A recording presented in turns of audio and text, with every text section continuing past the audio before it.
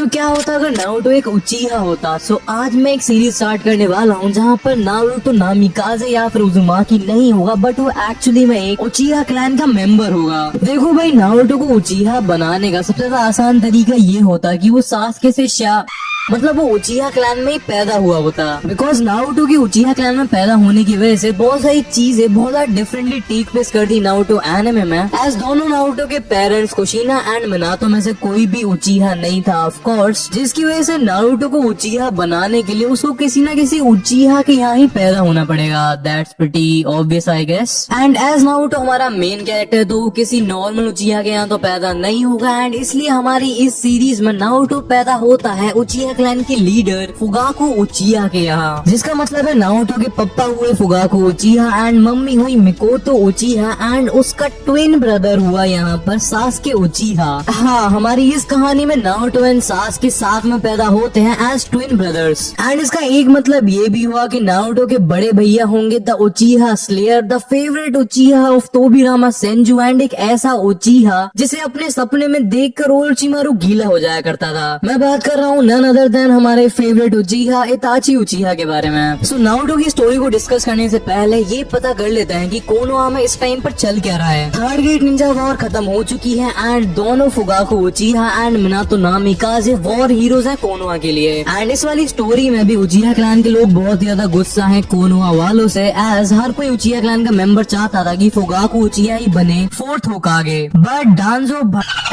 डांजो बुड्ढे ने एंड बाकी कोनोहा के एल्डर्स ने मिलके मिनातो नामिकाजे को बना दिया फोर्थ होकागे एंड मिनातो की भी शादी हो रही है कुशिना के साथ। एंड इसलिए मिनातो एंड कुशिना का भी एक बच्चा होता है, और मतलब शादी हुई है तो बच्चा भी होगा आई गेस। बट जितना तुमने अब तक सोच लिया होगा, ये वाला बच्चा नारुतो उजुमाकी नहीं होगा। इस बच्चे का नाम होगा मेनमा उजुमाकी। बट मेनमा उजुमाकी अपने आप में बहुत ज्यादा स्पेशल होगा, एज उसको निंजुत्सु या फिर गेंजुत्सु बिल्कुल भी यूज करना नहीं आता होगा एंड वो टोटली डिपेंडेंट होगा उसके ताइजुत्सु पर। बेसिकली अगर तुमको सिंपल वर्ड्स में समझाऊं तो मेनमा उजुमाकी हमारी सीरीज का रॉकली होगा, जिसे अपने आप को अच्छा निंजा साबित करने के लिए अपने ताइजुत्सु को एक अलग लेवल पर लेके जाना होगा एंड बहुत ज्यादा हार्ड वर्क करना पड़ेगा। मेनमा उजुमाकी की जर्नी अपने आप में बहुत ज्यादा डिफिकल्ट होगी, जिसकी स्टार्टिंग उसके बचपन से ही हो जाती है। ओरिजिनल नारुतो सीरीज की तरह इस सीरीज में भी जब कुशिना प्रेग्नेंट थी एंड जब मेनमा उजुमाकी पैदा होने वाला था, उसी दिन ओबितो अटैक करता है कुशिना के ऊपर नाइन टेल्स को कंट्रोल करने के लिए। इस टाइम पर सब कुछ नारुतो की ओरिजिनल सीरीज की तरह ही जाता है। मिनातो एंड ओबितो के बीच में फाइट होती है, जिसके बाद में कुरामा कोनोहा के ऊपर अटैक कर देता है, जिसमें मिनातो एंड कुशिना मारे जाते हैं। बट मरने से पहले मिनातो आधे कुरामा को सील कर देता है मेनमा उजुमाकी के अंदर। मिनातो मरने से पहले मेनमा उजुमाकी की जिम्मेदारी देके जाता है नशेड़ी हिरोजुन सारुटोबी को। बुड्ढा हिरोजुन सारुटोबी उस टाइम पर तो मिनातो से प्रॉमिस कर देता है कि वो मेनमा उजुमाकी का ध्यान रखेगा, बट तुम्हें आगे पता चल ही जाएगा कि हिरोजुन कितना ध्यान रखता है मेनमा का। ये सब होने के बाद पूरे के पूरे कोनोहा में बहुत ज्यादा टेंशन थी, बट हमको एक चीज दिखाई जाती है, तीनों उचिहा ब्रदर्स इताची सासके एंड नारुतो के बीच की बॉन्डिंग। तुमको ये तो पता ही होगा कि ओरिजिनल नारुतो सीरीज में नारुतो बहुत ज्यादा प्यार करता था सासके से। एटलीस्ट इस वाली सीरीज में ऐसा नहीं है। तीनों नारुतो सासके एंड इताची एक दूसरे से बहुत ज्यादा प्यार करते हैं, बट एज ब्रदर्स। हमको ये बताया जाता है कि इताची अपनी लाइफ में दो लोगों से बहुत ज्यादा प्यार करता है एंड उनके लिए कुछ भी कर सकता है, इवन अपनी जान तक दे सकता है, एंड वो है नारुतो एंड सासके उचिहा। धीरे धीरे टाइम बीतता जाता है, हमको दिखाया जाता है कि कोनोहा में शांति बढ़ती जा रही है, बट एक्चुअल में ऐसा नहीं था। कोनोहा विलेज एंड उचिहा क्लैन के बीच में टेंशन बढ़ती जा रही थी एंड ये टेंशन अपने पीक टाइम पर चल रही थी इस टाइम पर। एज उचिहा क्लैन के लोग अपने आप में पहले से कोनोहा से बहुत ज्यादा डिसअपॉइंटेड थे मिनातो के होकागे बनने की वजह से। एंड 90s के अटैक के बाद उचिहा क्लैन के मेंबर्स को कोनोहा से शिफ्ट कर दिया जाता है एंड उनको उचिहा कंपाउंड में भेज दिया जाता है, जिसकी वजह से उचिहा क्लैन के लोगों की हेट कोनोहा की तरफ और भी ज्यादा बढ़ गई थी। वहीं पर कोनोहा के एल्डर्स कोनोहा के बुड्ढे अपने आप में ये मान के बैठे थे कि पूरे 90s के अटैक के पीछे उचिहा क्लैन का ही हाथ था। एंड उनको अपने सोर्सेज से भी थोड़ा बहुत ये पता चल गया था कि उचिहा क्लैन में चीजें स्टेबल नहीं है एंड हो सकता है कि उचिहा क्लैन वाले एक अटैक प्लान कर दें कोनोहा के ऊपर। बट ये टेंशन अपने आप में थोड़ी बहुत बढ़ती रहती है एंड किसी भी साइड से कोई भी मेजर एक्शन नहीं लिया जाता है। एंड फिर अगेन हमको नारुतो उचिहा की फैमिली को दिखाया जाता है, जहाँ पर नारुतो एंड सास्के दोनों अपने बड़े भाई इताची उचिया से बहुत ज्यादा जेलस फील करते थे।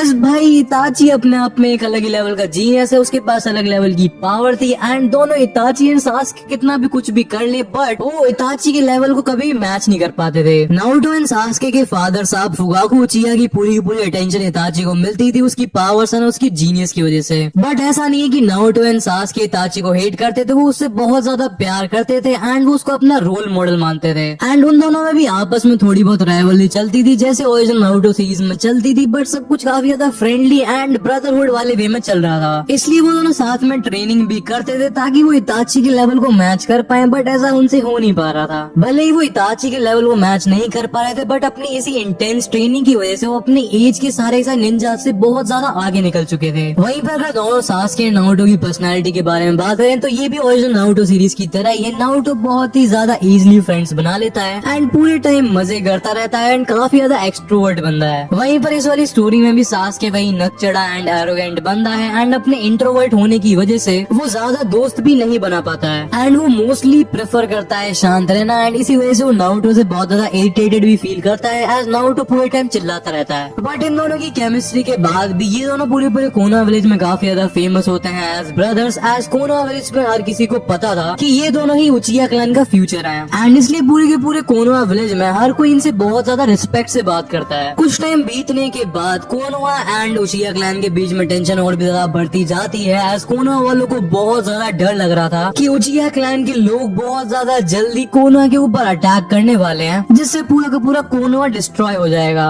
एंड इस टाइम पर इताची डांजो के अंदर काम कर रहा होता है उसकी सीक्रेट ऑर्गेनाइजेशन रूट के लिए, जहाँ पर वो और उसका बेस्ट फ्रेंड शिसुए उचिया डांजो को सारी इन्फॉर्मेशन देते हैं उचिया क्लैन के बारे में जो भी उनको उचिया क्लैन की मीटिंग में सुनने को मिलती थी। एंड इसी सब चीज की वजह से इताची बहुत ज्यादा टेंशन में रहता था एंड सास्के एंड नारुतो के साथ बिल्कुल भी टाइम स्पेंड नहीं कर पा रहा होता था। कुछ दिन बाद फुगाकू इताची को उसकी क्लैन की मीटिंग में बुलाता है जहाँ पर वो लोग डिस्कस करने वाले थे कोनोहा के ऊपर कैसे अटैक किया जाए। बट ये सही इन्फॉर्मेशन इताची पहले से ही डांजो को दे देता है एंड जिस दिन ये मीटिंग होने वाली थी उस दिन डांजो शिसुई के ऊपर अटैक करके उसकी कोरो अमात्सु कामे को पाने के लिए उसकी आंख को निकाल लेता है, जिसकी वजह से उस मीटिंग की रात शिसुई इवेंचुअली इताची की आंखों के सामने मर जाता है एंड इताची की मांगे की शारिंगन अवेक हो जाती है। अगेन कुछ टाइम बाद डांजो बुड्ढा इताची के सामने ऑप्शन रखता है कि वो अपने पूरे के पूरे क्लैन को खत्म कर दे एंड उसके बदले में डांजो इताची के दोनों छोटे भाई नारुतो एंड सास्के को जिंदा छोड़ देगा। एज डांजो के अकॉर्डिंग अगर उचिया क्लैन ने कोनोहा के ऊपर अटैक किया तो उचिया क्लैन के सारे मेंबर्स का मरना तय है। एंड थोड़े टाइम बाद हमको दिखाया जाता है कि दोनों Naruto and Sasuke Ninja academy से वापस आ रहे होते हैं अपने घर की तरफ एंड पता नहीं क्यों उनको बहुत ही ज्यादा गलत फीलिंग आ रही होती है। एज पूरे के पूरे उचिया कंपाउंड में बहुत ज्यादा शांति होती है एंड वो लोग काइंड ऑफ फील कर सकते थे कि कुछ ना कुछ गलत हो रहा है यहाँ पर। एंड वो दोनों जब उचिया कंपाउंड के थोड़े और अंदर जाने लगते हैं तो उनको उनके क्लैन मेंबर्स की बॉडीज दिखाई देने लग जाती हैं एंड ये सब देख के दोनों नारुतो एंड सास्के बहुत ही ज्यादा तेजी से अपने घर की तरफ भागने लग जाते हैं। घर पर पहुंचने के बाद उनको दिखाई देता है उनका खुद का बड़ा भाई इताची उचिया जिसने उनके पेरेंट्स मिकोतो उचिया एंड फुगाकू उचिया को बहुत ही ज्यादा बेरहमी से मार डाला था। दोनों नारुतो एंड सास्के बहुत ही ज्यादा शॉक होते हैं एंड बहुत ही ज्यादा डरे होते हैं एंड तभी इताची उन्हें अप्रोच करता है। दोनों नारुतो एंड सास्के में से कोई भी कुछ भी बोल नहीं पा रहा होता है बट तभी इताची उनसे कहता है कि तुम जैसे वीक निंजास मेरा कभी कुछ बिगाड़ भी नहीं पाओगे एंड अगर तुम्हें अपने पेरेंट्स की मौत का बदला लेना है तो मेरे से फाइट करने आना जब तुम्हारे पास मेरी जैसी आंखें हो। सास्के इताची पे बहुत ज्यादा तेज चिल्ला के कहता है कि क्यों बड़े भैया, बट तभी इताची सास्के की गर्दन पकड़ लेता है एंड दोनों सास्के एंड नारुतो को एक गेंजुत्सु के अंदर डाल देता है जहाँ पर वो दोनों सास्के एंड नारुतो को बार बार उनकी पेरेंट्स का डेथ का सीन रिपीट पे दिखाता रहता है। ये सब करने के बाद इताची सास्के में एक लात देके उसे साइड कर देता है एंड नारुतो को अपने साथ किडनैप करके ले जाता है। बहुत टाइम बाद सास्के फाइनली उठता है एंड वो बहुत ज्यादा गुस्से में होता है। उसके इस टाइम पे बस दो ही गोल्स होते हैं, एक अपने भाई नारुतो को बचाना एंड दूसरे भाई इताची को जान से मारना अपनी पेरेंट्स की डेथ के लिए। उठने के बाद ही Sasuke directly Itachi and Naruto को ढूंढने के लिए निकल जाता है एंड अपनी ट्रेनिंग की मदद से वो इताची एंड नारुतो के ट्रेल्स को फाइंड कर लेता है एंड उन ट्रेल्स को फॉलो करके वो इताची एंड नारुतो को भी ढूंढ निकालता है। सास्के को दिखाई देता है कि नारुतो बेहोश पड़ा होता है एंड इताची अपनी स्वॉर्ड को लेके नारुतो के पास में खड़ा होता है। सास्के बहुत तेज चिल्ला के इताची से पूछने लगता है कि तूने ये क्यों करा एंड प्लीज इस सबको स्टॉप कर दे। बट इताची सास्के की सही सारी बातों को इग्नोर कर रहा होता है एंड बहुत ही ज्यादा ईवल तरीके से हंसने लग रहा होता है। इताची सास्के को बताता है कि मैंने खुद अपने हाथों से पूरे के पूरे गंदे उचिया क्लैन को खत्म कर दिया है एंड इस चीज की प्लानिंग में बहुत सालों से कर रहा था एंड मैं तुम दोनों नारुतो एंड सास्के से बहुत ज्यादा हेट करता हूँ एज तुम दोनों बहुत ज्यादा वीक हो एंड तुम लोग मेरे छोटे भाई कहलाने के लायक नहीं हो। इताची सास्के से कहता है अगर तेरे को चाहिए तू नारुतो को बचा पाए तो तेरे को बहुत ज्यादा स्ट्रॉन्ग बनना पड़ेगा एंड अगर तू स्ट्रॉन्ग बन के मेरे से फाइट नहीं कर पाया तो तेरे पेरेंट्स की तरह ही तेरा भाई नारुतो भी मारा जाएगा। सास्के इताची से कहता है कि वो सिर्फ और सिर्फ मेरे पेरेंट्स ही नहीं थे एंड नारुतो सिर्फ और सिर्फ मेरा भाई नहीं है, वो तुम्हारे भी पेरेंट्स थे एंड नारुतो भी तुम्हारा भाई है। जिसकी रिप्लाई में इताची सास्के से कहता है कि तू कभी इतना पावरफुल नहीं बन पाएगा कि तू मेरे को हरा पाए क्योंकि तू बहुत ही ज्यादा वर्थलेस एंड यूजलेस है। एंड फाइनली इताची अपनी स्वॉर्ड को निकालता है, नारुतो के अंदर घुसा देता है जिससे नारुतो का खून पूरे आसपास फैल जाता है एंड सास्के ये सब बहुत ही ज्यादा गुस्से एंड डर से देख रहा होता है एंड उसके सिर में कुछ दर्द होने लग जाता है एंड तभी उसके दिमाग से एक चाकरा रिलीज होता है जिससे उसकी शारिंगन एक्टिवेट हो जाती है एंड वो बहुत ही ज्यादा गुस्से से इताची के ऊपर अटैक करता है बट इताची बहुत ही ज्यादा इजीली उसे डॉज कर लेता है एंड सास्के में एक थप्पड़ मार के उसे साइड कर देता है एंड फिर इताची सास्के से कहता है कि अगर उसे अपने क्लैन और अपने पेरेंट्स का बदला लेना है तो उसे इताची को हेट करना पड़ेगा एंड उसी हेट से तुझे इतनी पावर मिलेगी कि तू मेरे सामने खड़ा भी हो पाए। एंड तभी इताची वहाँ से अपना जुत्सु को यूज करके गायब हो जाता है एंड इस टाइम पर सास्के बहुत ही ज्यादा गुस्से एंड दुख से भर चुका था एंड वो नारुतो की बॉडी की तरफ देखकर बहुत ही ज्यादा जोर से रोने लग जाता है। बट तभी वो नोटिस करता है कि नारुतो की सांसें अभी भी चल रही होती हैं एंड वो बहुत ही ज्यादा तेजी में नारुतो को हॉस्पिटल की तरफ ले जाने लगता है एंड हॉस्पिटल में पहुंच के वो नारुतो की बॉडी को हॉस्पिटल वालों को दे देता है एंड खुद भी बेहोश हो जाता है। सो भाई लोग आज के एपिसोड में इतना ही था। अगर तुम्हें इसका पार्ट 2 जल्दी से जल्दी चाहिए तो कमेंट्स में लिख दो पार्ट 2 एंड वीडियो को लाइक कर दो एंड चैनल को सब्सक्राइब कर दो। एंड अगर तुम्हें जानना है कि क्या होता अगर कभी रन मरी नहीं होती एंड वो भी तो क्या होगा आगे बन पाता तो तुम्हारी स्क्रीन पे एक वीडियो आ रही होगी, तुम उसे क्लिक करके देख सकते हो।